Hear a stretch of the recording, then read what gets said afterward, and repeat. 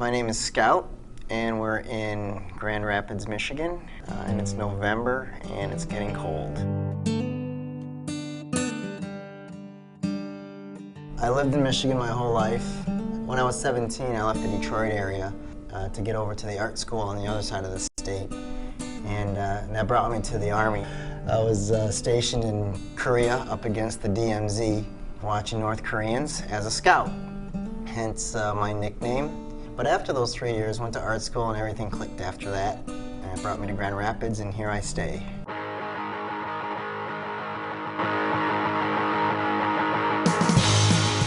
The community's great, and a lot of it revolves around motorcycles. We've got this club called the Relics. It's a group of friends. We all contribute in our own way to each other, but it is sort of like a self-support system. In a sense, it replaces our warranties that our bikes never had.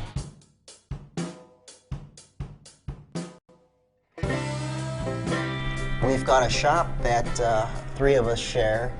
We like to call this place the Gorilla Factory because this thing was sitting in here when we first moved in. This is our art project here, our ode to the relics. You know, you wouldn't think bikers as, you know, meshing well with more cutting-edge, younger, artistic movements, but the personalities, the philosophies mesh very well in the art community here, which bleeds into the punk rock and bleeds into the indie music. It's sort of a different type of take on motorcycling.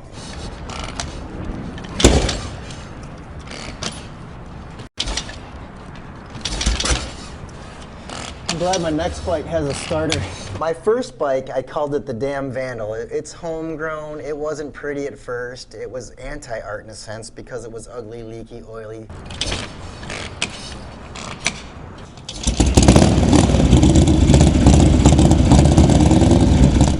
The whole name, Damn Vandal, is Van Andel spelled sideways. The Van Andels are the ruling aristocracy in this town. So I thought it'd be cool to do a play on that word. That spirit carries through with this new bike that I've got. I opted for a Harley Davidson Crossbones.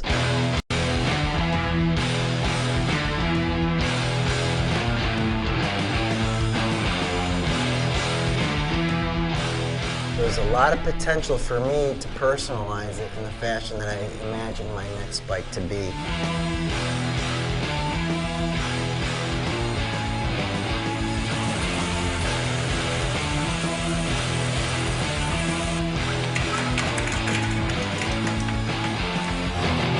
I'm pumped. I'm gonna do whatever it takes to see it on the road as a ruined Crossbones. It's nice. I want to ruin it now.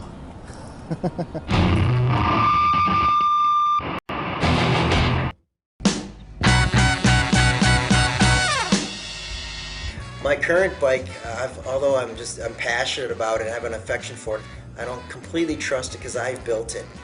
Before I had this bike, I had a Leatherman.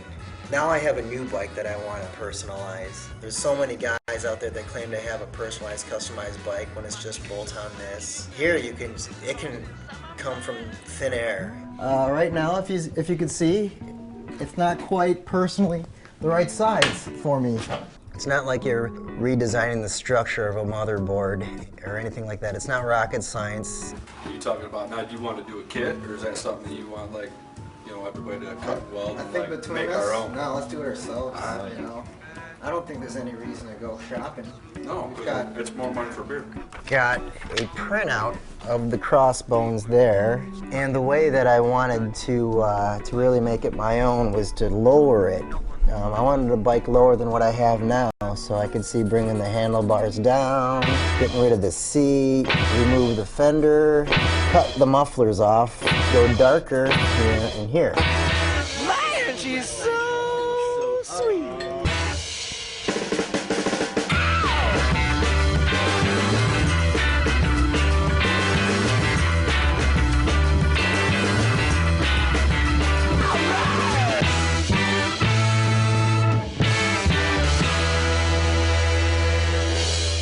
It ain't easy. Actually, it was. It's been like less than an hour. I got a new bike. We're going to take the new version of the Crossbones on its maiden voyage. We got to test it in actual duty.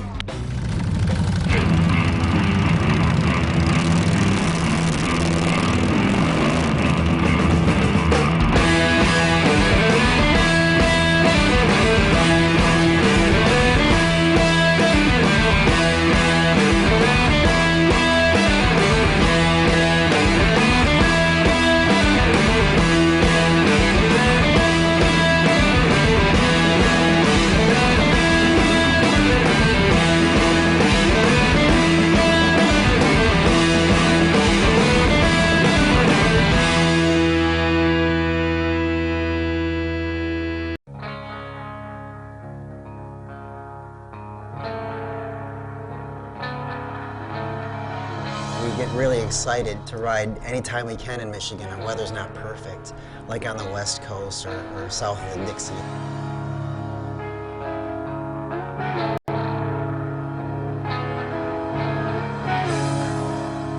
I'm excited to ride it even if it isn't done. I'm excited to ride it and get this thing on the road and test it and prove it and get the feel for it. Take advantage of this dry road that we have now and take advantage of it before it snows tomorrow.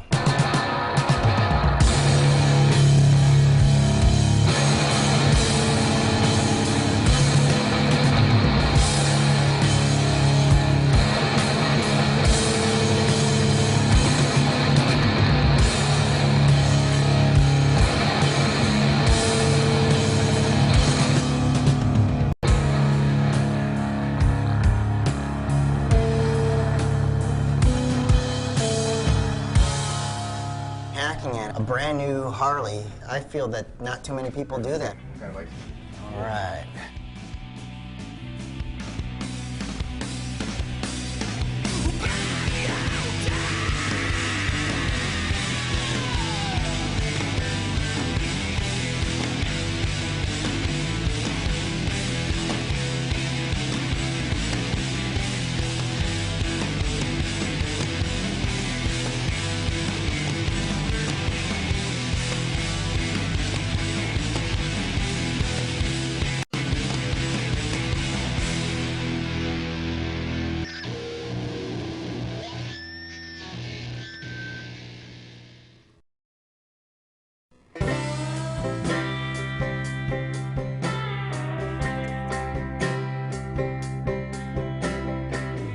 We're in front of my buddy Mike Borma's vintage hot rod garage called Gas Axe.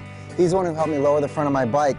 Let's go on inside and see what he's done to help me. Open up the door and let the sound come in.